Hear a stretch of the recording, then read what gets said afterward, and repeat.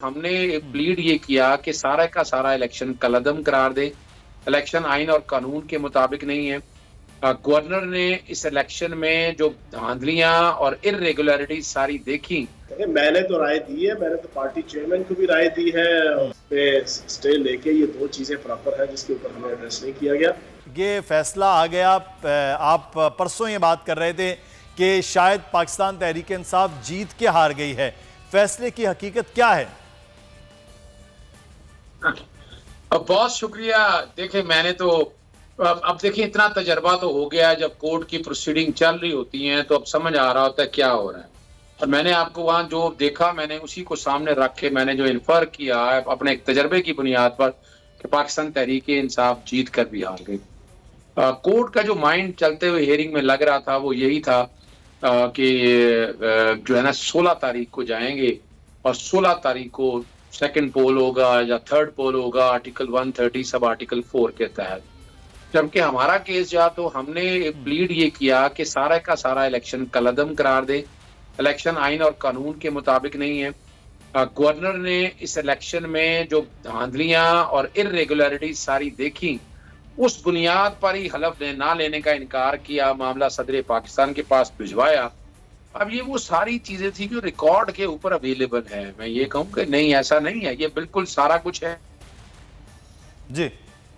अच्छा, अजहर साहब से हम दोबारा से रब्ता करते हैं। ये एक तकनीकी मामला भी हुआ है। लेकिन एक चीज़ अजहर साहब, जो आप कह रहे हैं कि ये सारी चीज़ें मौजूद हैं, लेकिन इस वक्त जो वजारत आला है उसमें अब हमजा शहबाज जो हैं वो बहसीत वज़ीर आला नहीं रहे हैं, लेकिन अब अक्सरियत तो 186। अच्छा ना। अच्छा, अभी हैं।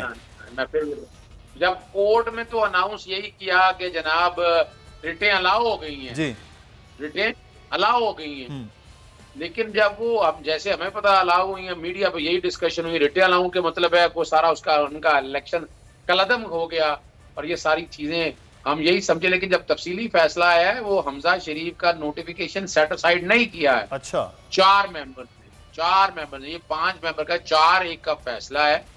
और हुआ ये है कि यकम के लिए यानी कल ही के लिए 4 बजे का कह दिया। अब इसमें कई मेंबरान जो हैं वो पाकिस्तान में नहीं है, कोई हज के लिए निकल गए हैं, तो कल के इलेक्शन में तो मेजोरिटी हो नहीं सकती है। मेरा जानता ख्याल है पाकिस्तान तहरीक इंसाफ और पीएमएलक्यू को इसका बाइकआउट करना चाहिए, जो उनका राइट है कि ये नहीं, इसमें जब मेजोरिटी नहीं है उनको, यानी उनके जो बंदे ही नहीं है यहाँ पर, तो इलेक्शन में वो कैसे हिस्सा ले सकेंगे।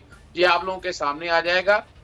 हुआ ये है कि 16 अप्रैल को जो इलेक्शन हुआ, पहला वोट भी अगर आप ले लें तो पहले वोट पे बात चली गई है और कहा है कि कल इलेक्शन कराएं। अगर पहले वोट होगा तो पहले वोट में 371 में से 186 वोट लेने पड़ेंगे। 186 वोट तो इनके पास है नहीं, दोनों तो बात आ जाएगी। ये होगा, फिर रन ऑफ इलेक्शन होगा, सेकंड काउंट होगा, थर्ड काउंट, ये कल ही होगा सारा कुछ, ये कल ही सारा कुछ मुकम्मल होगा।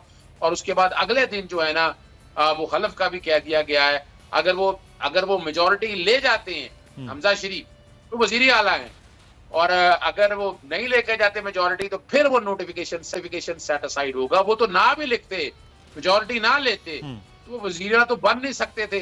लेकिन एक और काम साथ हुआ है, वो ये हुआ है कि इनके ये देखे ना, ये 30 अप्रैल को उन्होंने हलफ लिया।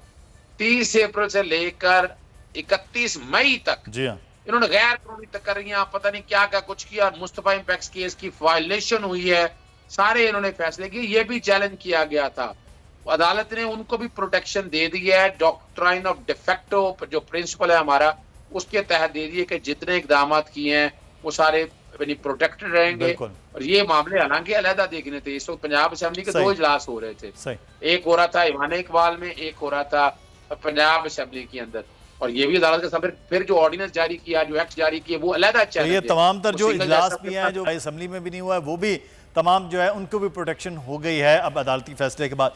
फयाजुल हसन चौहान साहब हमारे साथ मौजूद हैं, पाकिस्तान तहरीक इंसाफ के रहनुमा हैं। चौहान साहब, बहुत शुक्रिया आपके वक्त का। अब क्या पाकिस्तान तहरीक इंसाफ क्या प्लान कर रही है, आपके इत्तेहादी, क्योंकि नंबर्स गेम तो फिर बहरहाल उनके पास मौजूद हैं, वो 186 तो नहीं है, लेकिन जिस किस्म का फैसला आया, इस किस्म के फैसले के बाद क्या रद्द-ए-अमल है आपका? बिस्मिल्लाहिर्रहमानिर्रहीम। देखिए, अजहर सिद्दीक साहब आपके सामने बिल्कुल ठीक कह रहे थे कि इस फैसले के बाद कुछ आईनी बहरान मजीद पैदा हो जाएंगे। होना ये चाहिए आज जो हमारी एप्रीहेंशन है कि 5 मेंबरान जो मुंतखब हो चुके हैं इसी लाहौर हाई कोर्ट के फैसले के मुताबिक, जिसको लिंगर ऑन किया नून लीग की तरफ से इंट्रा कोर्ट अपील के ज़रिए से, उनको 5 अरकान को हक मिलना चाहिए इंतखाब का।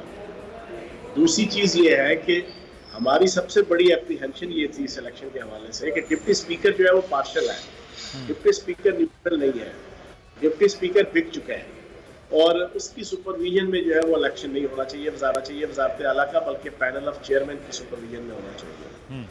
ये 2 चीज़ें हैं और बाकी फौरी तौर के ऊपर इलेक्शन अनाउंस किया गया है और इन 2 चीज़ों को प्रॉपर तरीके से जनाब हमें अकोमोडेट और हमें एड्रेस नहीं किया गया, तो उसके बावजूद हम अदालतों के फैसले को मानते हैं जो उन्होंने फैसला दिया है, लेकिन बहरहाल इस पर हम समझते हैं कि हमारी मुकम्मल दादरसी नहीं है। सही।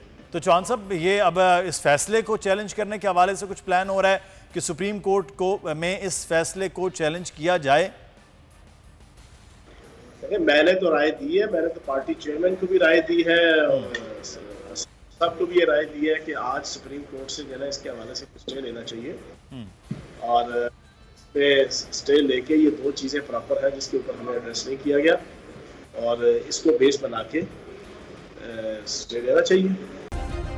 सब्सक्राइब करें और बेल दबाएं ताकि कोई खबर रह न जाए।